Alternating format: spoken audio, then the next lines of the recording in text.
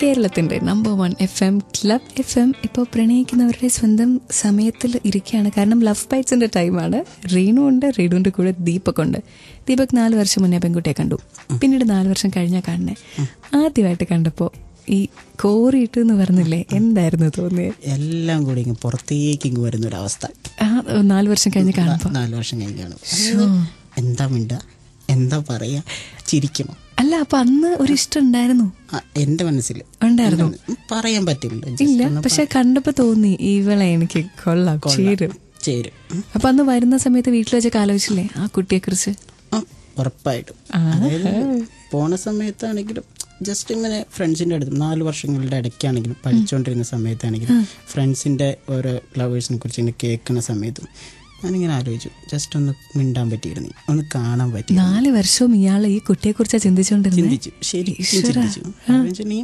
ഒത്തിരി, അതായത് ഫ്രണ്ട്സിന്റെ കുറെ കാര്യങ്ങൾ, പിന്നെ അവിടെ വെച്ച് തന്നെ കുറെ പെൺകുട്ടികളായിട്ട് മിണ്ടുക പറയുക ഒക്കെ, ഫ്രണ്ട്സിന്റെ അതായത് പ്രശ്നങ്ങൾ കാര്യങ്ങൾ അതൊക്കെ ഉണ്ടായിരുന്നു അതിന്റെ ഇടയ്ക്ക്. എന്നാലും നാട്ടിൽ വന്നാണെങ്കിലും എവിടെയാണ് വീടെന്നുള്ള ജസ്റ്റ് ഒരു ഔട്ട്ലൈൻ മാത്രമേ, മോഹം മാത്രമേ. നമുക്ക് അതൊന്നും അങ്ങനെ അന്വേഷിച്ച് പോവാ, ഒന്ന് കാണാൻ കൂടിയുള്ള ഒരു അവസരം പോലും നമുക്ക് ഉണ്ടായിരുന്നില്ല. പക്ഷേ ഈ 4 വർഷത്തിലും ഈ പെൺകുട്ടിയായിരുന്നു മനസ്സിൽ. ക്ലബ് എഫിലെ ലവ് ബൈറ്റ്സിൽ എനിക്ക് സംശയം വന്നുകൊണ്ടിരിക്കുകയാണ്, ഇങ്ങനെ ഒരു പെൺകുട്ടിയെ കുറിച്ച് ചിന്തിക്കാൻ പറ്റുമോ? ചോദിച്ച് കണ്ടുപിടിക്കാം. സ്റ്റേ ട്യൂൺഡ് ഫോർ ടൺ കണക്കിന് romance. This is me Reenu with Deepak. ഒരു കുട്ടിയെക്കുറിച്ച് മാത്രം ഓർത്ത് 4 വർഷം ഇരിക്കാം. അതാണ് ദീപക് ചെയ്തത്. ക്ലബ് എഫിലെ ലവ് ബൈറ്റ്സിൽ റീനുവിന്റെ കൂടെ ദീപക് 4 വർഷം കഴിഞ്ഞ് ഈ കുട്ടിയെ എങ്ങനെ കണ്ടതെന്ന് പറഞ്ഞാൽ ഇതുപോലെ ഒരു ഫംഗ്ഷൻ, വീണ്ടും ഒരു കല്യാണം, ഒരു ഫംഗ്ഷൻ കണ്ട ജസ്റ്റ് ഞാൻ എനിക്ക് വേഗം ഒരു ഇത് ആയിപ്പോയെന്ന് വെച്ചിട്ടുണ്ടെങ്കിൽ ഞാൻ മിണ്ടണക്കായി മുമ്പ് എന്നോട് വന്ന് മിണ്ടി. എളുപ്പമായി പറഞ്ഞു ഇങ്ങനെ ആള്. അപ്പൊ എനിക്ക് അന്ന് ഓർമ്മയുണ്ടോ? പിന്നെ ഒത്തിരി സംസാരിച്ചു. ആളിങ്ങനെ ഡിഗ്രി പഠിക്കുന്നു.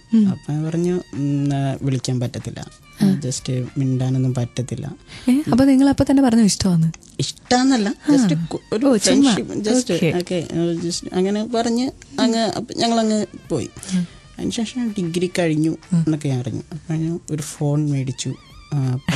ഇതൊക്കെ എങ്ങനെ അറിഞ്ഞു? ജസ്റ്റ് അതായത് ഇവളുടെ ഒരു ഫ്രണ്ട് എന്ന് പറഞ്ഞാൽ എന്റെ വീടിന്റെ അടുത്ത് തന്നെ സുഹൃത്തുക്കളാണ്, ആളിങ്ങനെ വന്നിട്ട് രണ്ടുപേരും ഒന്നിച്ചാണ് പഠിക്കുന്നത്. അപ്പൊ ഫൈനൽ ഇയർ ആവും, ഞാൻ കഴിഞ്ഞിട്ട് വന്നു. അപ്പൊ നമ്മളെപ്പോഴും ഇങ്ങനെ ട്രൈസ് ചെയ്യുന്നുണ്ടായിരുന്നു ഉറപ്പായിട്ടും. അപ്പൊ ആ വഴി ഇങ്ങനെ നമ്പർ നമുക്ക് കിട്ടി.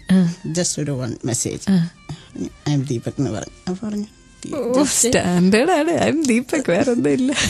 അപ്പൊ ജസ്റ്റ് ആദ്യം ബെസ്റ്റ് ഇംപ്രഷൻ ആണല്ലോ, ഫസ്റ്റ് ഇംപ്രഷൻ ബെസ്റ്റ് ആയിരിക്കണമല്ലോ. അങ്ങനെ ചെയ്തെടുത്തു.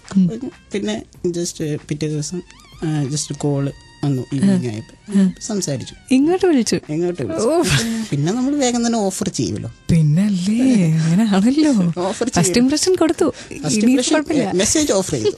അപ്പൊ ജസ്റ്റ് രാവിലെ ഗുഡ് മോർണിംഗ്, ജസ്റ്റ് ഒരു കൊച്ചു കല്ല ഗുഡ് മോർണിംഗിൽ നിന്ന് ആ പ്രണയം പോയിട്ടു.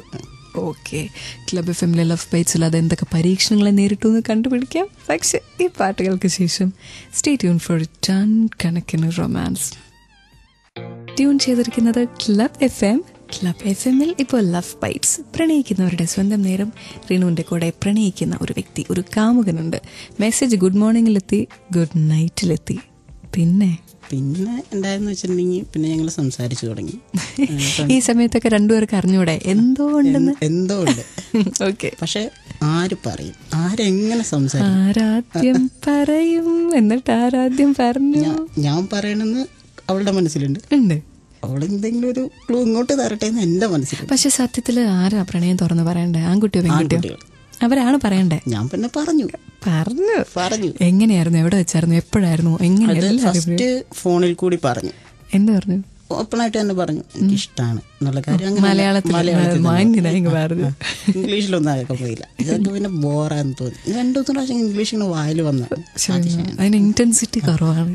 എനിക്ക് ഇഷ്ടമാണ് എന്ന് പറഞ്ഞു കഴിഞ്ഞപ്പോ തന്നെ ആള് പറഞ്ഞു കുറച്ചു നേരത്തേക്ക് ഒന്നും മിണ്ടുന്നില്ല.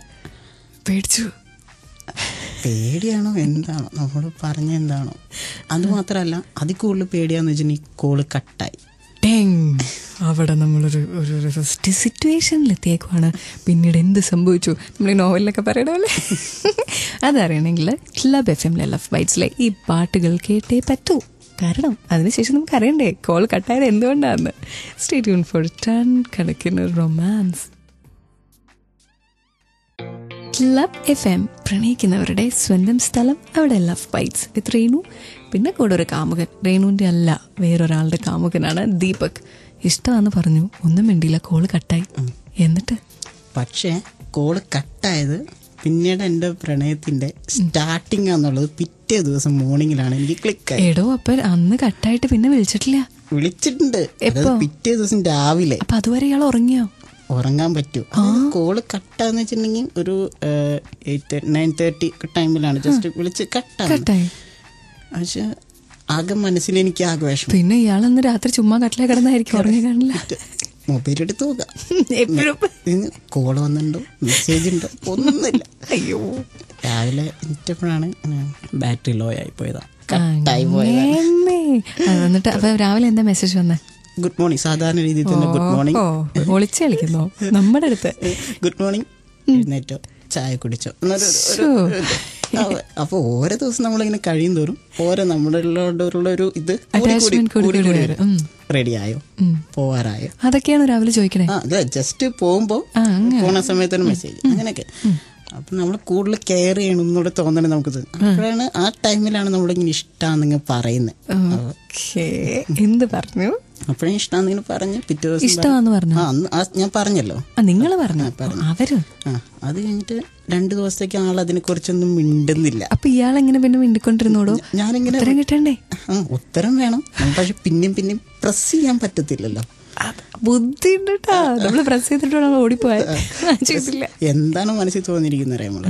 2 ദിവസം കഴിഞ്ഞു. 3-ാമത്തെ ദിവസം വൈകുന്നേരം ഒരു ക്ലാസ് കഴിഞ്ഞ് വന്ന് 5 മണിയായി തോന്നുന്നു. വിളിച്ച് പറഞ്ഞു, ഞാനൊരു കാര്യം 2 ദിവസം മുമ്പ് പറഞ്ഞിരുന്നല്ലോ, എനിക്ക് അതിന്റെ ഒന്നും കിട്ടിയില്ല. 2 ദിവസം നമ്മള് ടെൻഷൻ അടിച്ച് നടക്കുക. ആരാദ്യം പറയണേന്ന് മനസ്സിൽ വിചാരിച്ചുകൊണ്ടിരിക്കുകയായിരുന്നു എന്ന് എന്നോട് ഇങ്ങോട്ട് പറഞ്ഞു. അപ്പൊ ഓക്കെ, എനിക്കും ഇഷ്ടമാണ് എന്നിങ്ങനെ. അത് പൂർണ്ണമായില്ലെങ്കിലും ആ ഒരു സംസാരത്തിൽ മനസ്സിലായി അവള് തന്നെ പ്രണയിക്കുന്നു. ക്ലബ് FM ലവ് ബൈറ്റ്സിൽ കേൾക്കാൻ എത്രയോ ആഗ്രഹിക്കുന്ന ഒരു കാര്യം ഞാനല്ല, കേട്ടുകൊണ്ടിരിക്കുന്ന നിങ്ങൾ പലരും. നിങ്ങളൊക്കെ വിചാരിക്കുന്നില്ലേ ഇഷ്ടമുള്ള ആളെ ഒന്ന് വന്ന് പറഞ്ഞിരുന്നെങ്കിലെന്ന്? അത് കേട്ട് കഴിഞ്ഞിട്ടുണ്ടെങ്കിൽ എന്തൊക്കെയാ ജീവിതത്തിൽ മാറ്റങ്ങൾ ഉണ്ടാവുന്നതെന്ന് നമുക്ക് നോക്കാം. കാരണം ദീപക് പറയാൻ പോവാണ്, അല്ലേ Deepak? Stay tune for ton കണക്കിന് റൊമാൻസ്.